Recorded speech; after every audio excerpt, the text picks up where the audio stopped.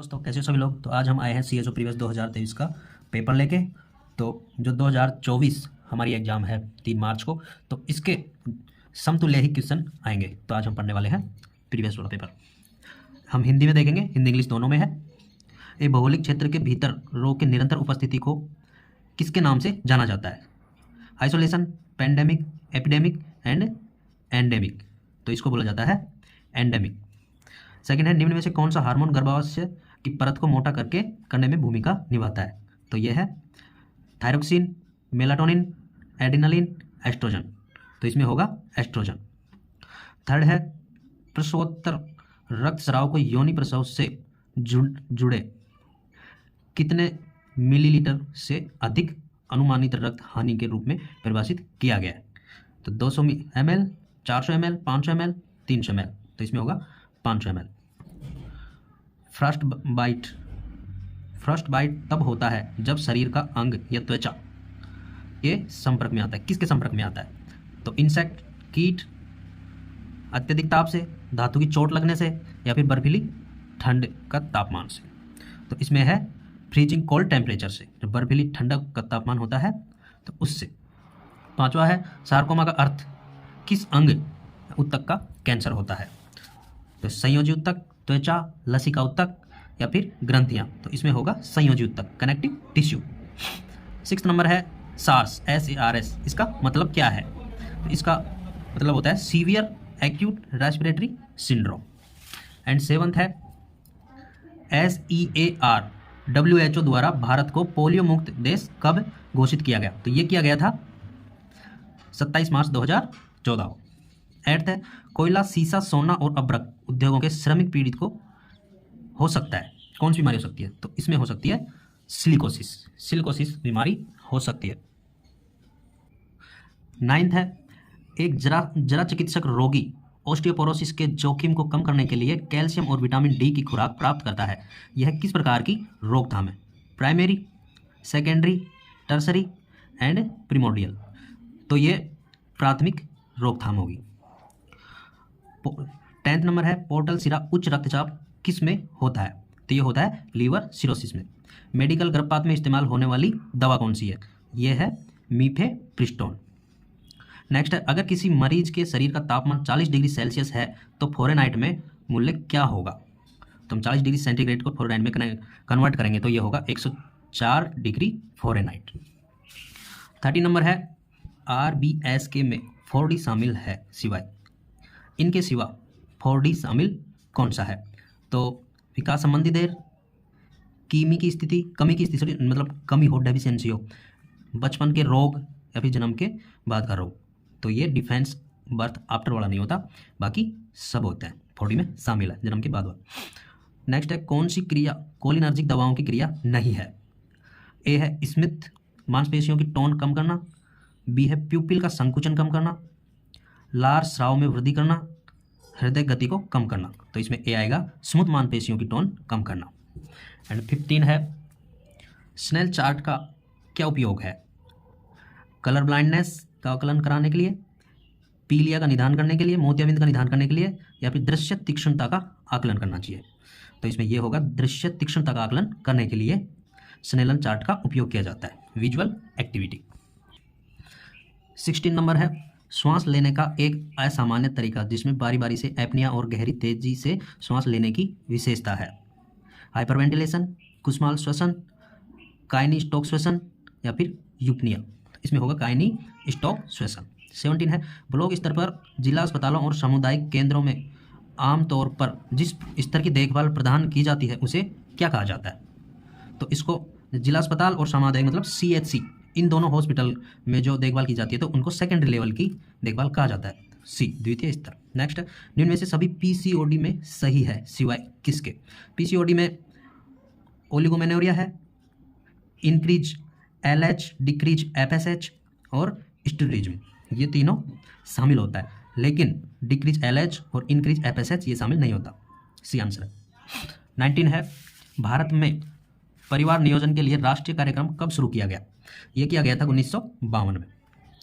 Next, hydroxyl क्या है? Hydroxyl अंडकोश में द्रव्य जमाव को हाइड्रोसिल कहा जाता है। जो टेस्टिंग है उसमें जो द्रव्य कोश जमा होता है तो उसको बोलते हैं अंडकोश में द्रव्य जमाव, ये बोलते हैं हाइड्रोसिस। C answer. नेक्स्ट है, निम्न में से कौन सा हार्मोन दुग्ध स्रावन के दौरान मिल्क लेट डाउन रिफ्लेक्स के लिए जिम्मेदार है? तो ये होता है ऑक्सीटोसिन। एस्ट्रोजन हार्मोन बनाने का कार्य करता है, इजैकुलेशन ऑक्सीटोसिन का कार्य करता है, मीन्स ए। 22 है, अचानक झटके से नवजात शिशु के हाथ पैरों का अचानक विस्तार और फैलाव क्या कहलाता है? Gag reflex, Babinski reflex, grasp reflex and Moro reflex. तो इसमें होगा मोरो रिफ्लेक्स। जब बेबी को हम ऊपर लेते हैं और फिर एक साथ छोड़ दें नीचे, तो अपने हाथ पैरों को एक बार वो एबडक्शन करता है, फिर बाद में अडक्शन करता है, तो इसको मोरो रिफ्लेक्स के नाम से जानते हैं। एंड नेक्स्ट है, सबसे आम जन्मजात हृदय विसंगति है? तो कॉमन कंजेनाइटल हार्ट एबनॉर्मलिटी है patent ductus arteriosus, ventricular septic defect, tricuspid atresia, atrial septic defect. तो इसमें होगा वेंट्रिकुलर सेप्टिक डिफेक्ट। नेक्स्ट है 24 नंबर, वाटर हैमर पल्स को उत्प्लावी सशक्त नाड़ी बाउंड्री फोर्सफुल पल्स के रूप में भी वर्णित किया गया है। तो इसमें ए है sinus tachycardia, B ventricular fibrillation, C aortic regurgitation and D mitral stenosis. तो इसमें होगा वाटर ह्यूमर पल्स, इसमें होती है एरोटिक रिगर्जिटेशन में। 25 है, अग्नाशय में किस प्रकार की कोशिकाओं द्वारा इंसुलिन का उत्पादन किया जाता है? Germ cell, squamous cell, epithelium cell, isolate cell. तो इसमें होगा आइसोलेट सेल के द्वारा उत्पादन किया जाता है इंसुलिन का। 26 है, गर्भावस्था के दौरान मूत्र में एल्ब्यूमिन की उपस्थिति और रक्तचाप में वृद्धि किसको दर्शाती है? तो ये दर्शाती है प्री इक्लैम्पसिया को। 27 है, एपिस्टेक्सिस का अर्थ क्या होता है? एपिस्टेक्सिस का अर्थ होता है नाक से रक्तस्राव, ब्लीडिंग फ्रॉम नोज। 28 कोहनी का जोड़ का उदाहरण है ग्लाइटिंग जोड़, पीवक जोड़, बॉल एंड सॉकेट जोड़, हिंज जॉइंट। तो इसमें होगा जो कोहनी होती है ना एल्बो जॉइंट वाली, तो उस जॉइंट को कहते हैं हिंज जॉइंट। एंड नेक्स्ट है हीमोपाइसिस का अर्थ है, हीमोप्सिस का अर्थ होता है आरबीसी का टूटना, डीएनए का संश्लेषण, आरबीसी का संश्लेषण, प्रोटीन का संश्लेषण। तो ये होता है आरबीसी का संश्लेषण। नेक्स्ट है पीएमजेएवाई का पूर्ण रूप है? तो इसकी फुल फॉर्म होगी प्रधानमंत्री जन आरोग्य योजना। नेक्स्ट है 31 नंबर, निम्न में से कौन सा नॉन स्टेरॉयड एंटी इन्फ्लामेटरी दवाओं का उदाहरण नहीं है? Ibuprofen, aspirin, fentanyl and etoricoxib. तो इसमें होता है फेंटानिल। ये नॉन एंटीरॉयड एंटी इन्फ्लामेटरी दवाओं का उदाहरण नहीं है, बल्कि ये सब नॉन एंटीरॉयड एंटी इन्फ्लामेटरी दवाओं के उदाहरण है। 32 है, डीपीटी वैक्सीन में डी का अर्थ क्या होता है? तो ये होता है डिप्थीरिया, पर्टूसिस, टेटेनस। तो इसका आंसर होगा डिप्थीरिया। 33 है, WHO, यूनिसेफ और गावी द्वारा विकसित आई रणनीति निम्न में से किसके लिए महामारी के उन्मूलन के लिए है? तो ये था येलो फीवर के लिए। 34 है, पूर्ण अवधि के बच्चे को जन्म देने की औसत अवधि है? जो बच्चा पैदा होता है तो उसकी पूर्ण अवधि कितनी होती है? तो वो होती है दोस्तों 280 दिन, 9 महीना 7 दिन।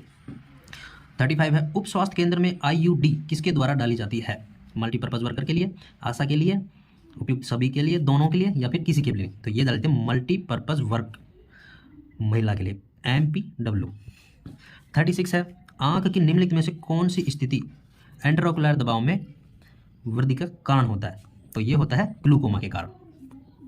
37 है, मोटापा, उच्च रक्तचाप, टाइप 2 मतलब डायबिटीज 2, मधुमेह जैसे जोखिम कारकों का एकत्र होना जो हृदय रोगों की जोखिम को बढ़ाता है, वह क्या कहलाता है? वो कहता है मेटाबॉलिक सिंड्रोम।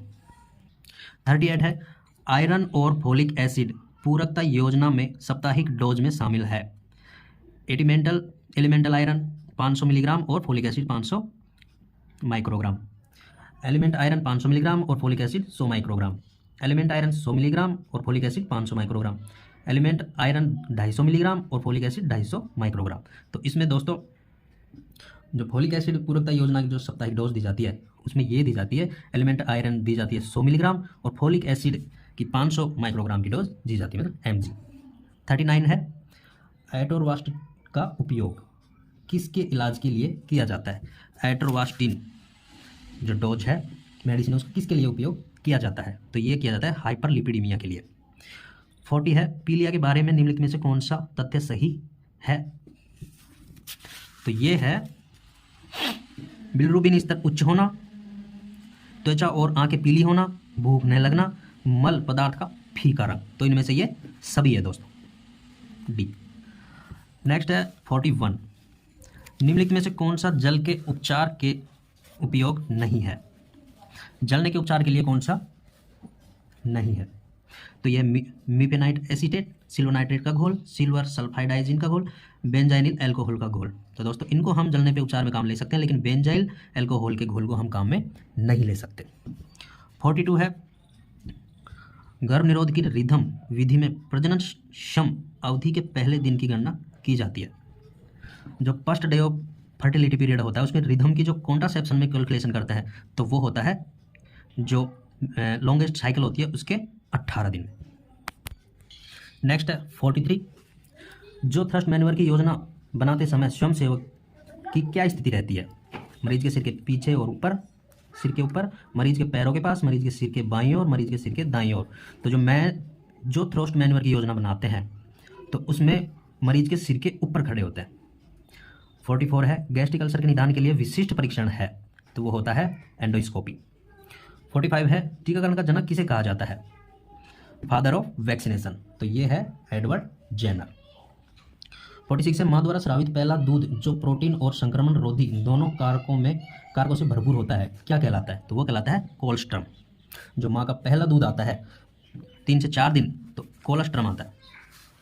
47 है एक संचार बाधा जिसे प्रेषण और प्राप्तकर्ता के बीच भाषाई समस्याएं शामिल होती है क्या कहलाती है, व्यक्तिगत बाधा, पर्यावरणीय बाधा, सीमेटिक बाधा एंड मनोविज्ञान बाधा, तो इसको बोला जाता है सीमेटिक बाधा।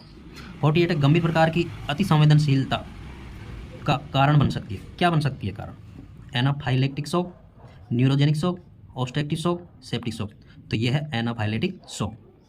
49 है पानी की कठोरता किसके लवण की उपस्थिति के कारण होता है, जल की जो कठोरपन होती है वो किसके कारण होती है, तो वो होती है मैग्नीशियम के कारण। एंड 50 है निम्नलिखित में से कौन सी रुधिर वाहिका शुद्धिकरण के लिए शुद्ध रुधिर फेफड़ों में पहुंचाती है, तो ये है दोस्तों पल्मोनरी धमनी, पल्मोनरी आर्टरी, ये शुद्ध रुधिर फेफड़ों तक पहुंचाती है, बल्कि पल्मोनरी वेन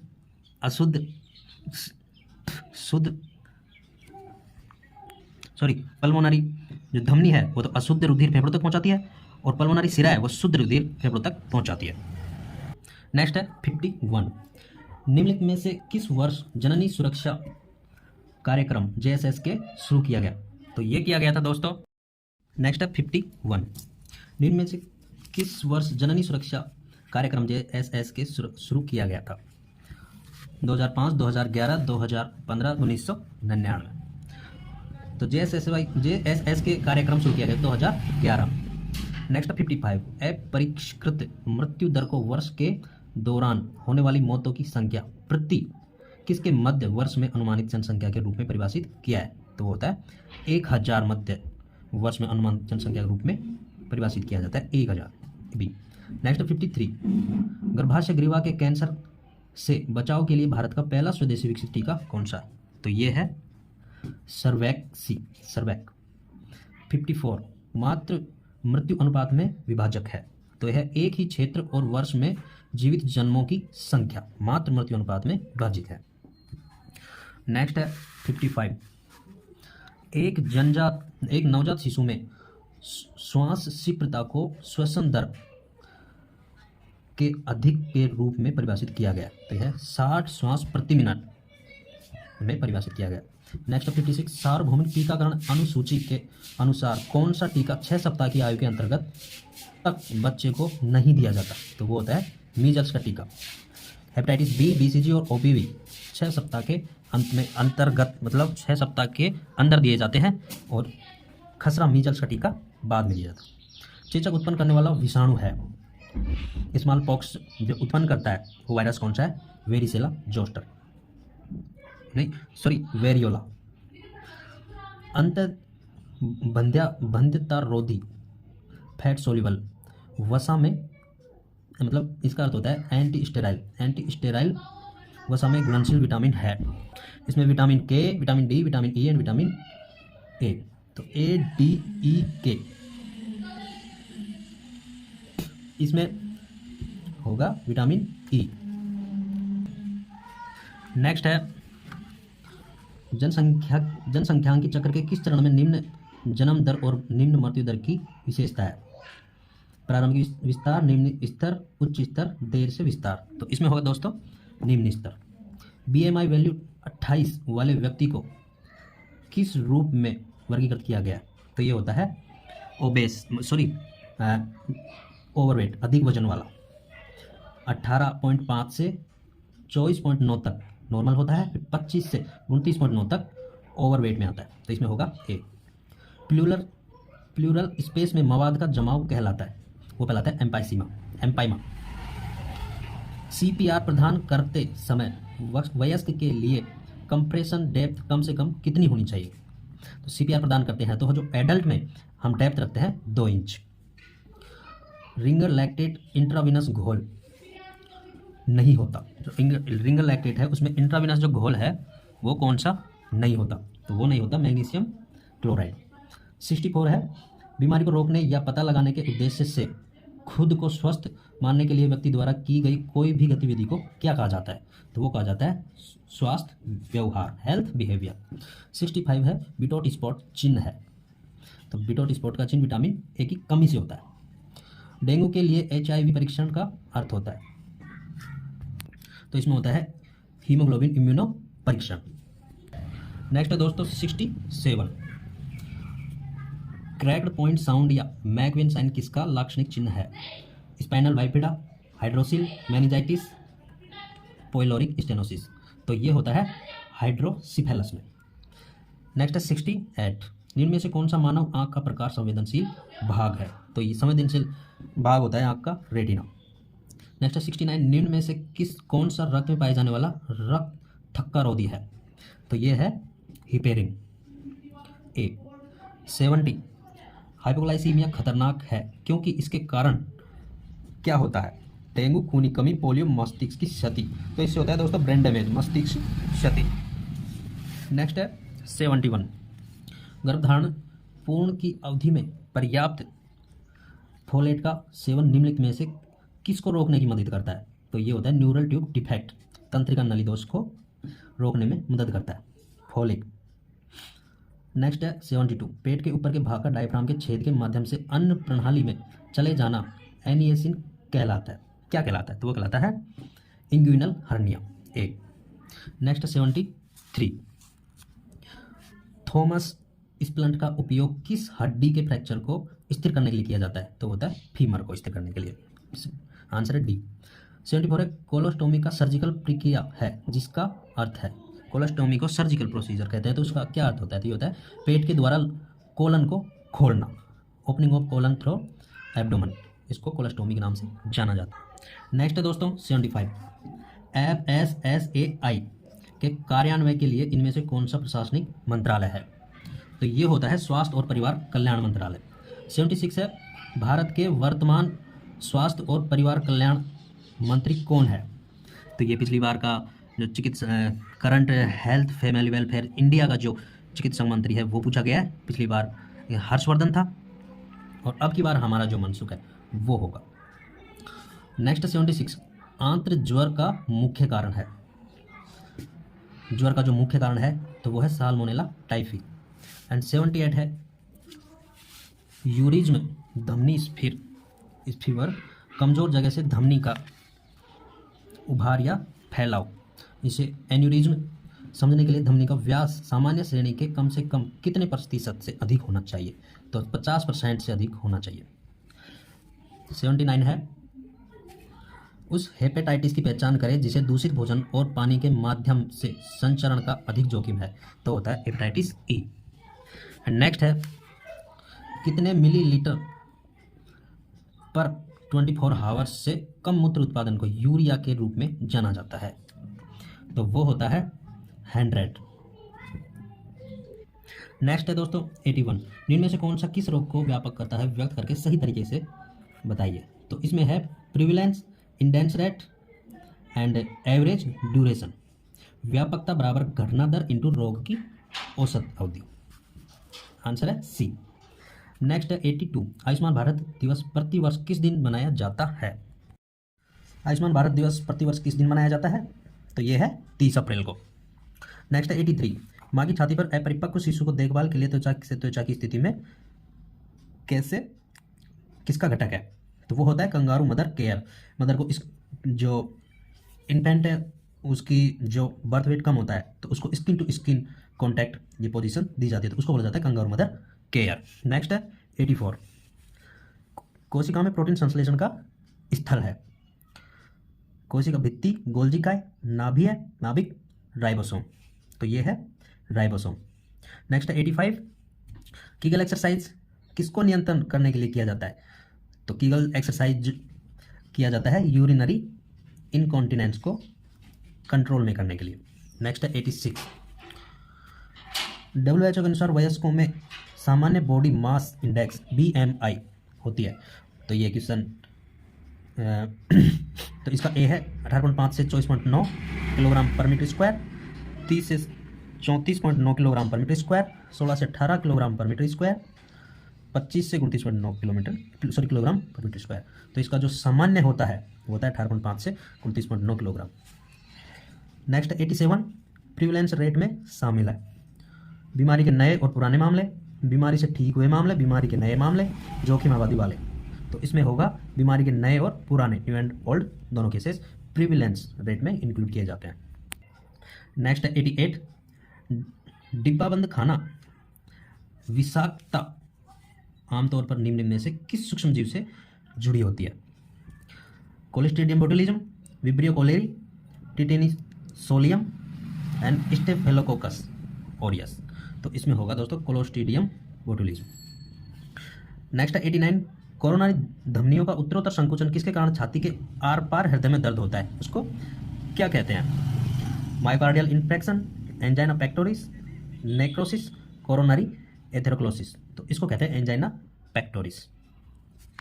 नेक्स्ट है 90, ब्रेकीथेरेपी का अर्थ होता है, जो ब्रेकीथेरेपी है उसका अर्थ होता है क्या होता है? सर्जरी के साथ रेडियोथेरेपी, बी है रेडिएशन थेरेपी के साथ कीमोथेरेपी, सी है आंतरिक रेडिएशन थेरेपी एंड डी है बाहरी रेडिएशन थेरेपी। तो इसका ब्रेकीथेरेपी का अर्थ होता है आंतरिक radiation, internal radiation therapy.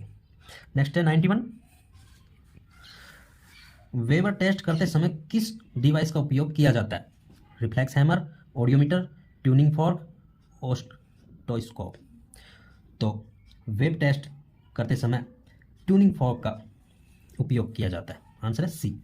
Next है 92, ICMR NIN 2020 के अनुसार गर्भावस्था की दूसरी तिमाही में अतिरिक्त प्रोटीन की आवश्यकता होती है। कितने प्रोटीन की आवश्यकता होती है थर्ड ट्राइमेस्टर में? तो होती है 9.5 ग्राम पर डे। नेक्स्ट है 93, तरल अपशिष्ट जैसे रक्त, मूत्र या अस्पताल के सीवेज का उपचार करने का सबसे अच्छा तरीका है? माइक्रोवेव विकिरण, रासायनिक कीटाणु शोधन, भौतिक कीटाणु शोधन या इंसर्जन जड़ीकरण। तो इसका होता है जो तरल अपशिष्ट होते हैं तो उनका सबसे अच्छा डिसइंफेक्शन के लिए होता है केमिकल, रासायनिक कीटाणु शोधन। आंसर है बी। नेक्स्ट है 94, निम्नलिखित में से कौन सा रक्त समूह सार्वत्रिक स्वीकृता करता है? तो जो रक्त ग्रुप है AB पॉजिटिव वो सबसे ग्रहण कर सकता है।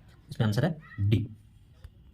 नेक्स्ट है दोस्तों 95, कुल जनसंख्या और सतह भूमि क्षेत्र के बीच के अनुपात को क्या कहा जाता है? सामाजिक निर्भरता अनुपात, युवा आयु निर्भरता अनुपात, जनसंख्या घनत्व, शहरीकरण अनुपात। तो ये होता है पॉपुलेशन डेंसिटी, जनसंख्या घनत्व। नेक्स्ट है 96, राष्ट्रीय ग्रामीण स्वास्थ्य मिशन के संदर्भ में निम्नलिखित में से कौन सा एक प्रशिक्षण सामुदायिक स्वास्थ्य कार्यकर्ता आशा का क्या कार्य नहीं है? तो जो आशा का ये सब कार्य इनमें से एक नहीं है।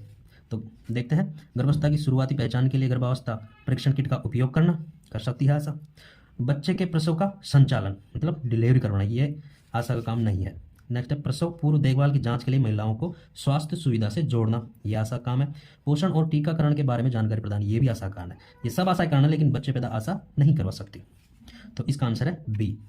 नेक्स्ट है 97, गर्भावस्था के दौरान कुशल स्वास्थ्य देखभाल पेशेवरों द्वारा प्रदान की जाने वाली देखभाल कहलाती है। शल्य चिकित्सा पश्चात देखभाल, प्रसव पूर्व देखभाल, विशेष स्वास्थ्य देखभाल, प्रसवोत्तर देखभाल। तो ये एंटीनेटल केयर होती है, प्रसव पूर्व देखभाल।